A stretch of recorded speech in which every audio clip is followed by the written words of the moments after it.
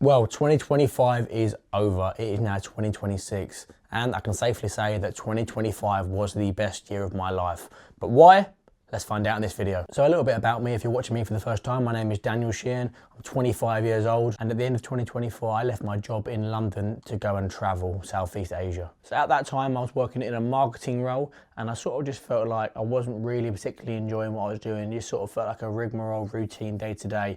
And I wanted to go experience something that I've never experienced before. And the reason I started this channel, which is I wish I did that when I was younger, is because so many times during the last 6-7 years I've been at sort of work socials or chatting to people, and they've said to me, oh Dan, traveling, I wish I did that when I was younger. And I always thought, you know, I never want to have to say that. So I thought I'm going to go actually have a travel experience.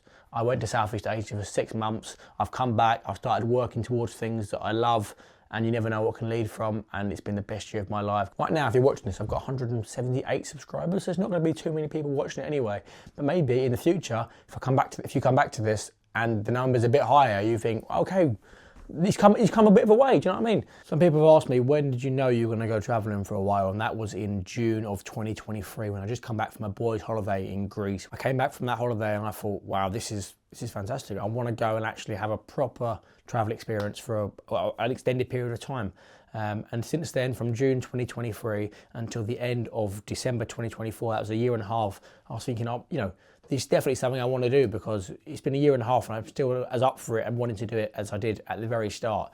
I feel like a lot of people want to sort of do these things, and then some time passes and they think, okay, maybe it was just a phase. I wanted to do it the whole time, and then I went and did it. I'm so grateful that I did. When we got to the back end of 2024, it got to October time, and I actually booked my flight from London to Bangkok, from Heathrow to Suvarnabhumi Airport in Thailand, Bangkok. Things just lined up. I just graduated from my university degree at London South Bank University, and I booked a Gap 360 group tour around Thailand starting in January of 2025. When I was thinking about going away, I was sort of deciding, do I want to do it solo completely from the very start, or do I want to sort of meet some people at the start and see what happens? And I thought, you know, it'd be a good introduction to sort of go on a group tour, see what happens, get a little introduction to traveling, and then go from there. You never know what's going to happen. And what did happen was absolutely fantastic. I had one of the best experiences of my life. It was the 25-day Thai adventure of Gap 360. And on day one, I met some people who I then went traveling with for the next few months. I couldn't recommend doing a group tour highly enough to people who are thinking about wanting to go traveling, but not really knowing how and where to start. I think a group tour is a great introduction to sort of get yourself into it, meet some new people, see some new places, and then it can give you that sort of confidence to carry on. And you never know who you're going to meet. Like I said, I met some great lads and we went traveling for the next few months. So you just never know what's going to happen. You just got to take those risks, put yourself out there and see what happens. So yeah, like we say, we did a few days in Bangkok, went to Chiang Mai, went to an elephant sanctuary, which was fantastic, something I've never done before, saw the party scene in Phuket, and then we went down to Koh Phi Phi, which if you've seen my previous video, I said I fought a stranger in a bar in Thailand, which was really, really weird, but I had a great time doing it, and it was something I never thought would happen, and something I really enjoyed. That was really interesting. We then carried along to Krabi, went to the Koh Sok National Park, which was just amazing. The views in these places, you're sitting around in these big huts, the sea in front of you, taking kayaks out, food all prepared. It was a fantastic experience, all arranged by the tour we were on. Carried along to Koh Samui, fantastic island. Koh Tao, did the Koh Tao pub crawl, did some island hopping. Then we travelled back to Bangkok, had a couple of nights there, and then we departed the end of the tour. So that was the start of my year. That was January of 2025. And the tour actually stretched into the first week of February before it then ended. And I was kind of on my own again. But I wasn't really though, because like I say, the boys that I met on the tour were called Ollie and Tom.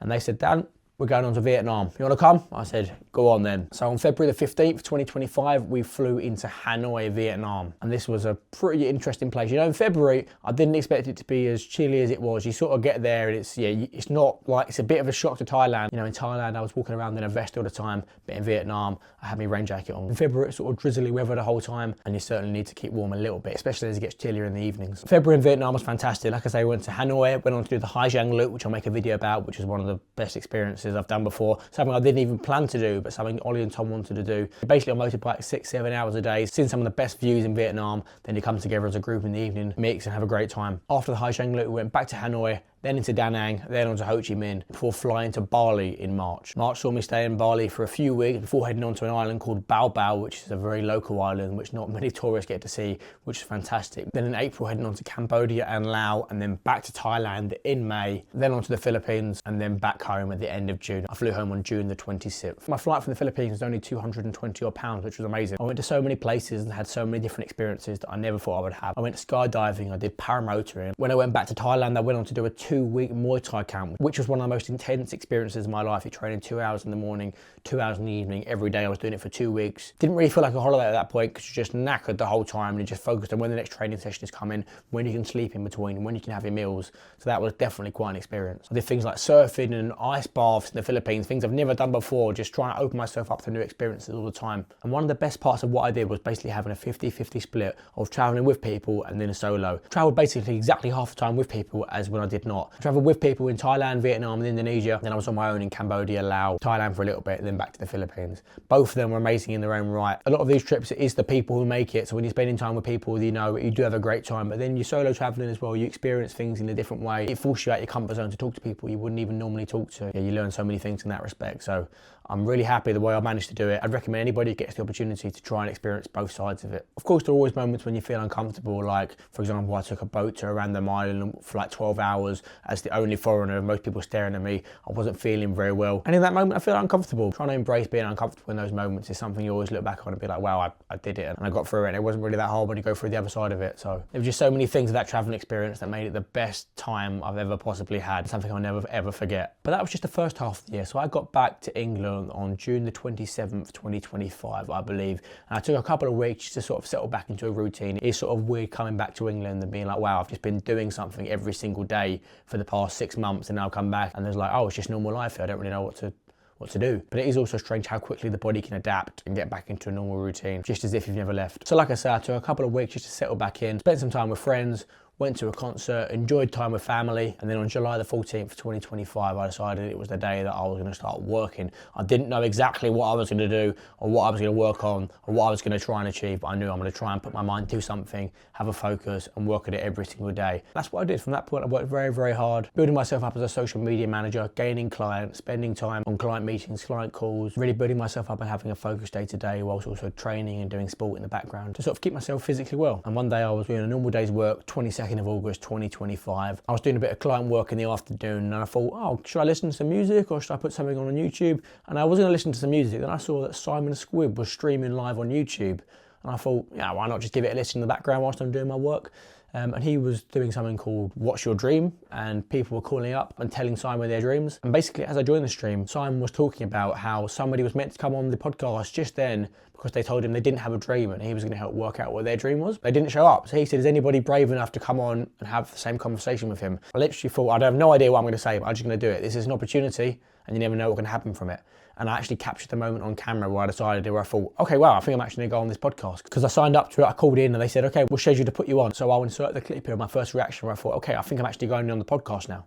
I might be about to go on. Sorry, I might be about to go on Simon Squibb's podcast. If I do, I'll be back. Wow. What's my dream? Being told I'm up next. I was about to not click on the video. See what happens. That was a weird experience and then actually got on the podcast and here's the clip of that. Right, we do have a brave caller that wants to share that they don't have a dream and we're going to try and help them find their dream. So I believe it's Daniel.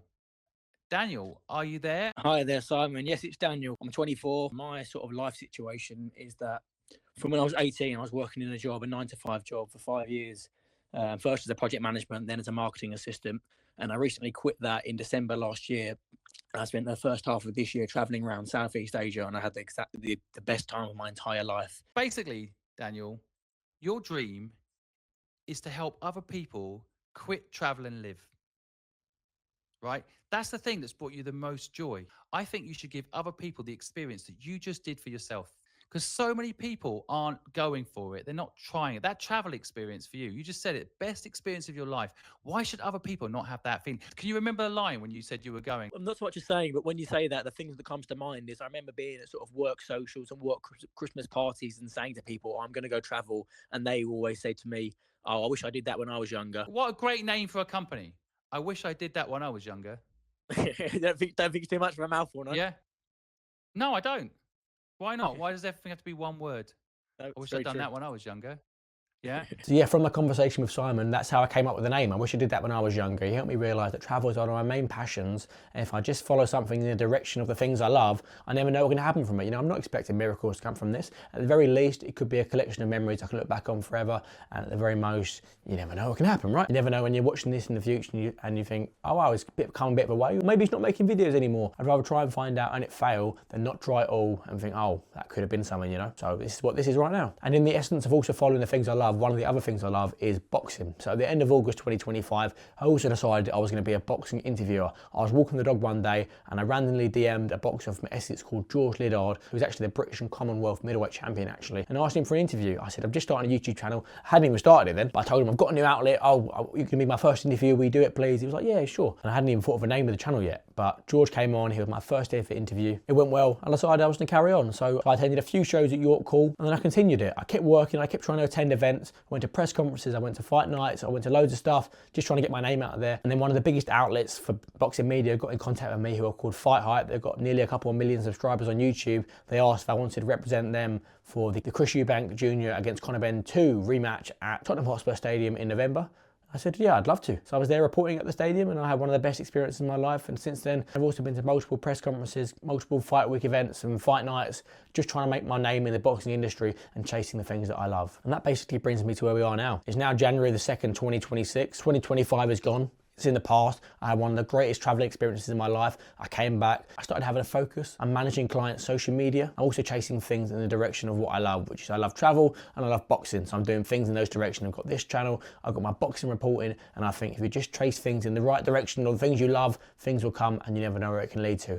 There's so much to come in 2026. There's a lot more traveling to be done. There's a lot more fight nights to attend. There's a lot more opportunities to be taken. And I'm really excited for it. And who knows where we'll be by the end of 2026 going into 2027. So if you enjoyed this, please like, subscribe, follow on all platforms at I Wish I Did That Travel or I Wish I Did That When I Was Younger, and see you in the next video. Thank you.